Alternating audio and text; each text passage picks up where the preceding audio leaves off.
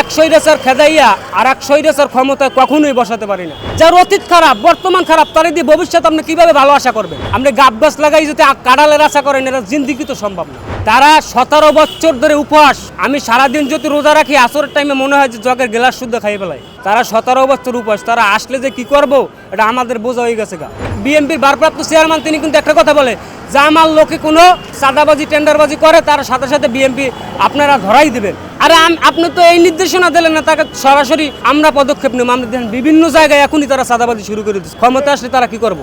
সব লোকের সব প্রোগ্রামে যায়, যেহেতু বিএনপির প্রোগ্রাম গেছে 17 তারিখে, আমি ওখানে উপস্থিত ছিলাম। যে দেশে 90% মুসলমান, 94% মুসলমান, সেটা দেখেন এই যে 17 তারিখ প্রোগ্রামটা করছে, আজানের টাইমে তারা বিরতি দেয়। স্বাধীনতার 53 বছরের ভিতরে যারাই বিগত দিনে ক্ষমতায় ছিল, আওয়ামী লীগ, বিএনপি, জাতীয় পার্টি সহ, এরাই স্বৈরাচার। আপনি দেখেন যার অতীত ভালো হয় তার বর্তমান ভালো হয়, তার ভবিষ্যৎ ভালো হওয়ার চান্স আছে। যার অতীত খারাপ, বর্তমান খারাপ, তারে দিয়ে আপনি ভবিষ্যৎ ভালো আশা করবেন, এটা একদমই না। আপনাদের কাছে আহ্বান জানাই, কোনোভাবেই কোনো সুযোগ সন্ধানীকে দেশের ক্ষমতায় আপনারা বসাইয়েন না। যারা বিগত দিনে যারা কি শাসন করছে আমরা জানি খুব ভালো করে, কিন্তু আপনারা সামনে ক্ষমতায় বসে যে কি করবেন তার নমুনা তো এখনই দেখা যায়। ফাঁসির রায়ের আসামি একদিনের ভিতরে জজ বদলি করিয়া আবার এই আসামিরে জামিন দিয়ে দেয়। এইরকম বিচার বিভাগ থাকলে সব সরকার স্বৈরাচার হবে। আসলে দেখেন এখনও মানুষের শোক কাটেনি, যেহেতু রক্তের যেই একটা রক্তক্ষয় সংঘর্ষের মধ্যে দিয়ে ছাত্র আন্দোলনের এই নেতৃত্বে দেশের সব শ্রেণীর মানুষ আন্দোলন করে এবং এই স্বৈরাচারী সরকারকে পতন ঘটিয়েছে। কিন্তু আপনারা দেখতে পারতেছেন এক স্বৈরাচারকে যখনই আমরা দেশ থেকে পালাতে বাধ্য করেছি এবং সে দেশ ত্যাগ করে চলে গেছে, আর এক মানে কি বলবো, আর এক স্বৈরাচার তারা মাথাচাড়া দিয়ে বিভিন্ন জায়গায় চাঁদাবাজি সহ এটা দখল এটা সকল করে আসে। আপনারা জানেন ভালো করে, স্বাধীনতার 53 বছরের ভিতরে যারাই বিগত দিনে ক্ষমতায় ছিল, আওয়ামী লীগ, বিএনপি, জাতীয় পার্টি সহ, এরাই স্বৈরাচার। আপনি দেখেন যার অতীত ভালো হয় তার বর্তমান ভালো হয়, তার ভবিষ্যৎ ভালো হওয়ার চান্স আছে। যার অতীত খারাপ, বর্তমান খারাপ, তারে দিয়ে আপনি ভবিষ্যৎ ভালো আশা করবেন, এটা একদমই না। যার ভবিষ্যৎ বর্তমান ভালো আছে, তার অতীত খারাপ ছিল, সামনে ভবিষ্যৎ 90% চান্স আসলে ভালো হওয়ার। কিন্তু তারা বিগত দিনে কী শাসন করেছে বাংলাদেশে আপনারা সবাই জানেন। কিন্তু তারাই দেখেন এখন বড় বড় বলায় কথা বলতেছে। আমি বিভিন্ন প্রোগ্রামে সব লোকের সব প্রোগ্রামে যাই, যেহেতু বিএনপির প্রোগ্রাম গেছে 17 তারিখে, আমি ওখানে উপস্থিত ছিলাম।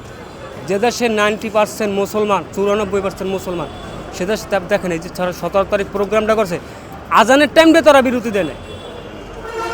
আমি এই দেশের মানুষকে আহ্বান জানাবো, আপনারা একটা নূতন নেতৃত্বের দিকে আগান। এই দেশ তারা 17 বছর ধরে উপহাস, আমি সারাদিন যদি রোজা রাখি আসরের টাইমে মনে হয় যে জগের গ্লাস শুদ্ধ খাইয়ে ফেলাই। তারা 17 বছর উপহাস, তারা আসলে যে কি করব এটা আমাদের বোঝা হয়ে গেছে। আমি নূতন সরকার হিসেবে এই দেশে আলেম সমাজকে চাই।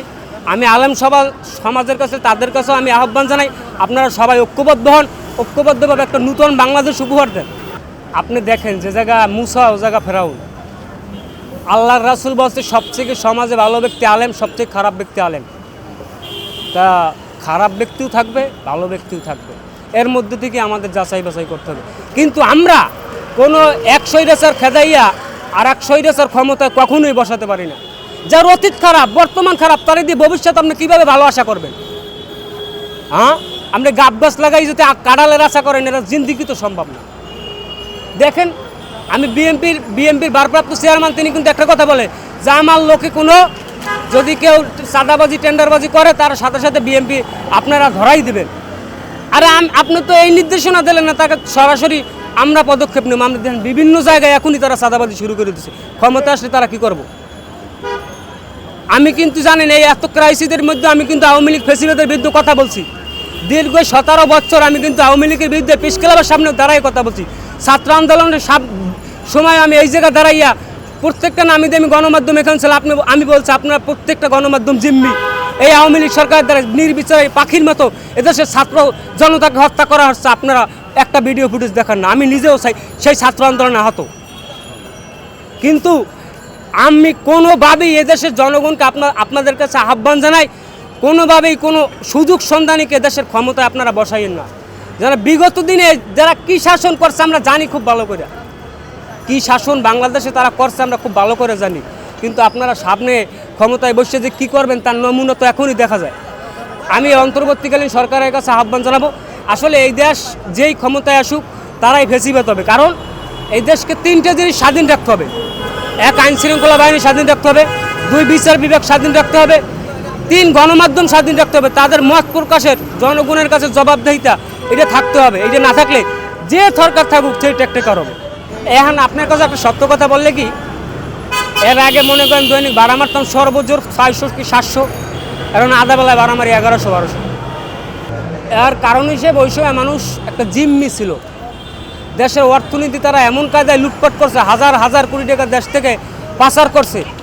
আমি আগেও বলছি যে এই মেট্রো রেলের কথা আমি বলছি যে মেট্রো রেল পদ্মা সেতুর মূল্য জুলাইয়া হাজার হাজার কোটি টাকা পিছিয়ে দিয়ে পাচার করতেছেন। ওই সময় আমার পাগল ছাগলের কথা কে শোনে, কিন্তু এখন তো যখনই স্বৈরাচার পলাইছে সব বাইরে হয়েছে, 17 লক্ষ কোটি টাকা পাচার করছে।